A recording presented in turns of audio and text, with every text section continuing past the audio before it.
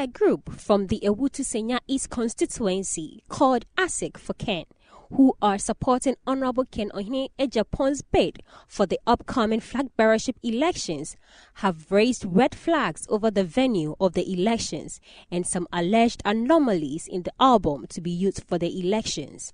According to ASIC, it has uncovered some serious irregularities in the election processes at Ewutu-Senya East constituency, which threaten the transparency of the entire electoral process.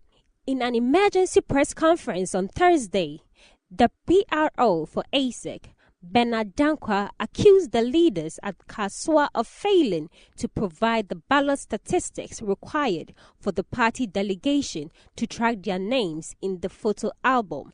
This, they say, is contrary to earlier communique from the NPP General Secretary that all qualified voters would be furnished with the album statistics to enable them validate their names. The team is also protesting against the selected venue for the voting of the NPP flag bearer election on 4th November 2023. They claim the venue has become a fighting ground during elections and so not conducive for election. The group also accuses their leaders of choosing a venue that have been covered with Vice President Dr.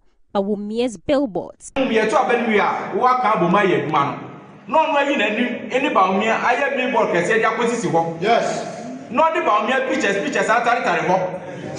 Nothing. Or Baba catches a 1 year water Banadia. Yes,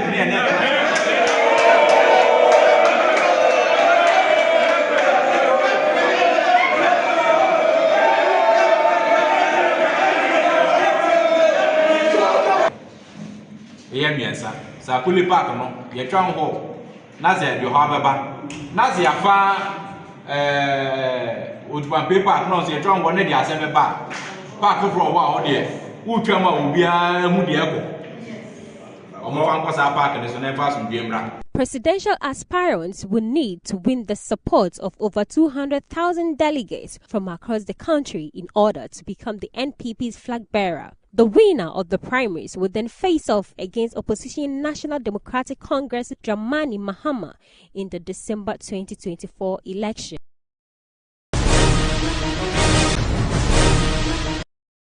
The Ghana Association of Medical Laboratory Scientists, GAMILS, has expressed concern about the health implications following the Akosombo Dam spillage in the Volta region.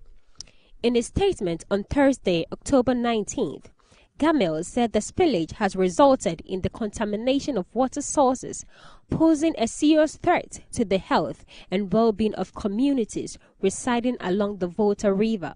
GAMILS urged the Ministry of Health and other relevant authorities to take immediate steps to address the public health implications of the spillage. According to GAMILS, the spillage has affected greatly school activities, healthcare, and other economic activities of the flood-stricken communities. The medical laboratory scientists understand the potential health risks associated with exposure to contaminated water and the contamination of food sources, including the spread of waterborne diseases. GAMILS urged relevant authorities, including the Ministry of Health, to take immediate steps to address the public health implications of the spillage. This includes conducting thorough water quality assessments to determine the extent of contamination and implementing appropriate measures to ensure the safety of drinking water sources for affected communities. GAMILS also called on the government to declare a state of emergency in the affected region. They explained that by declaring a state of emergency, the government can mobilize resources, coordinate efforts, and allocate funds to effectively respond to the crisis. This would enable the prompt implementation of emergency measures, including the provision of clean drinking water and medical supplies.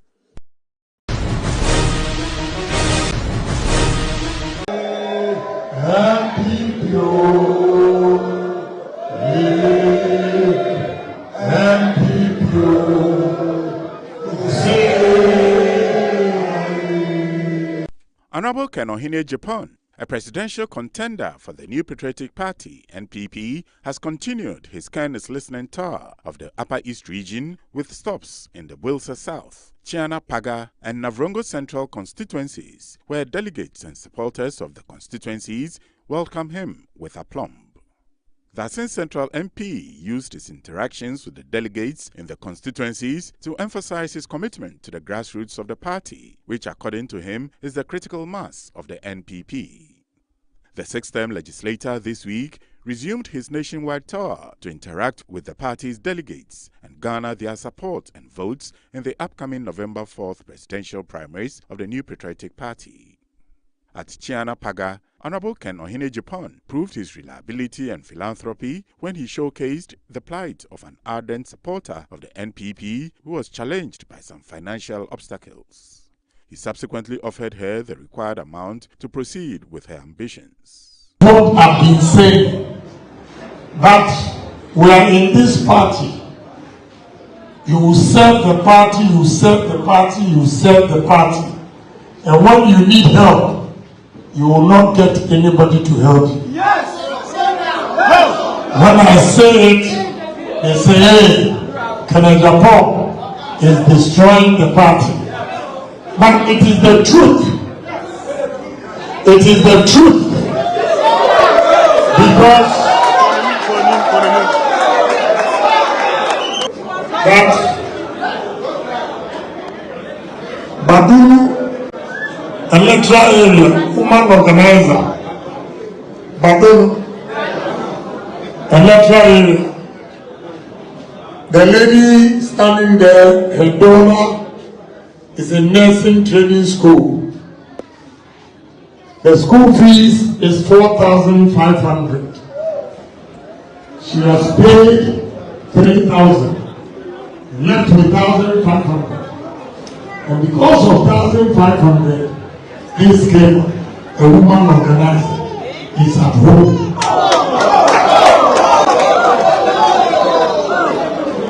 Take it.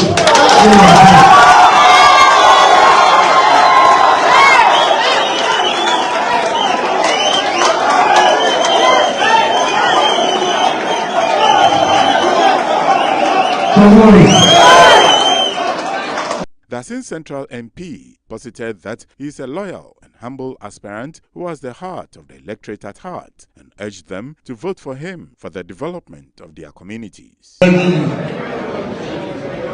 station executives and constituency executives. There is a man who always cares for you. The welfare is my welfare.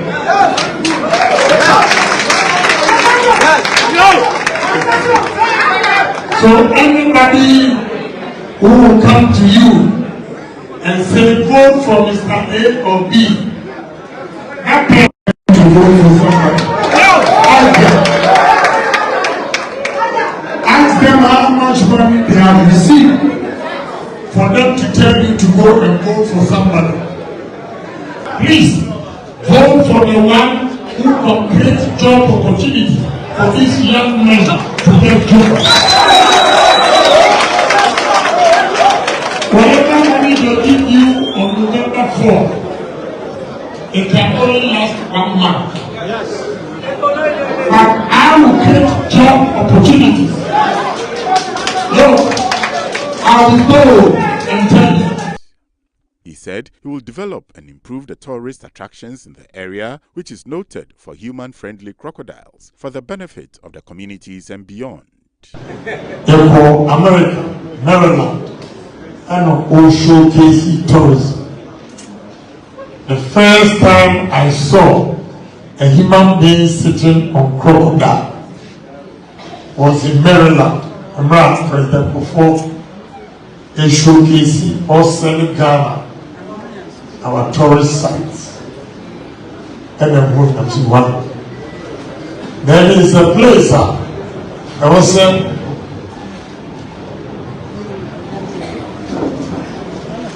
then Paga is a place that will attract tourists. So if you vote for me,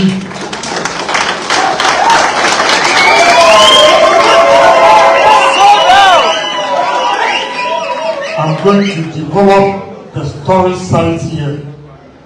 Unfortunately, when I got here, I saw that the place is very busy because it shares border with Burkina, it shares border with Togo. We have to take advantage of that. You know, as a leader, when you visit places, you should look at the environment, the terrain, and right there, you decide what you can do for the areas. We need a beautiful hotel here, just by where the points are. People will come, you display your culture, your nice food, beautiful girls.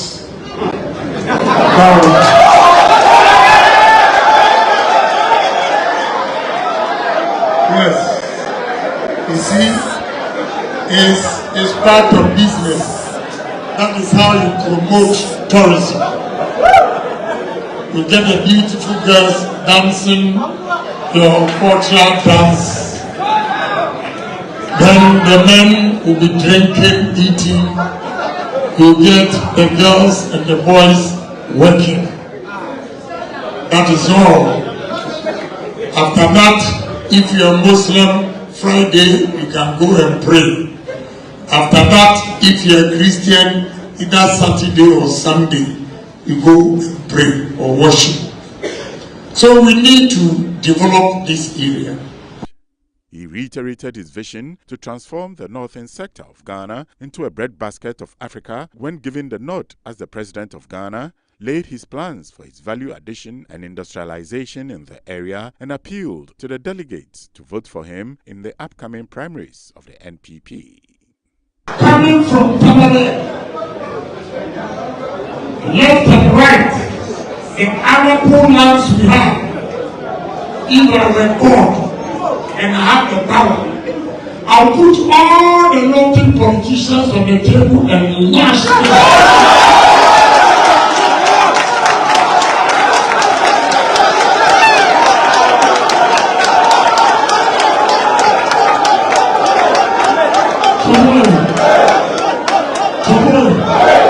I'm very, very serious.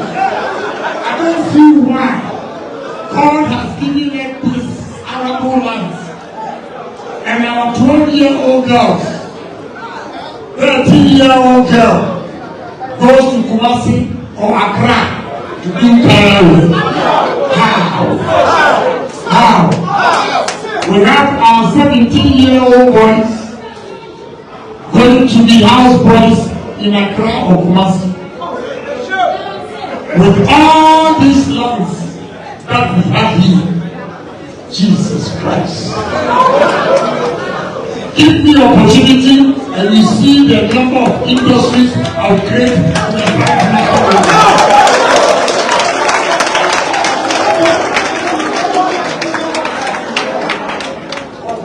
I'm going to create businesses here. And I'm going to use the 5 northern regions, Afro Plains, border region, to feed the whole Africa. I'll do it, for I see the land. I want to develop this place so that those in the south will also come to the north to look for jobs. Here are some excerpts from the Ken is Listening tour of the Bilsa South constituency in the Upper East region. Honorable Ken Agyapong will continue his nationwide tour with a visit to the northern region on Wednesday, where he will on day 1 visit the Karaga, Gushegu, Saboba, Tatale and Zabzugu constituencies to interact with the party's delegates.